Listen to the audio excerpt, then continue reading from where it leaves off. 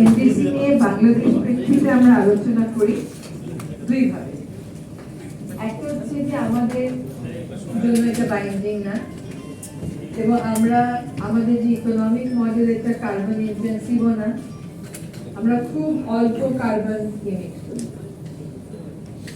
এবং এটা যেহেতু ভলান্টারি, কাজী আমাকে একটা প্রশ্ন পাঠিয়েছেন যে কিভাবে আমরা এটা মনিটর করি। আসলে আমাদের জন্য এটা বাইন্ডিং না, তো তারপরেও there is a consultancy firm, আমরা আইডেন্টিফাই করে নাকি দিয়েছিল এর আগে, তো আইডেন্টিফাই সেক্টর হওয়াতে ডিপার্টমেন্ট অফ এনভায়রনমেন্ট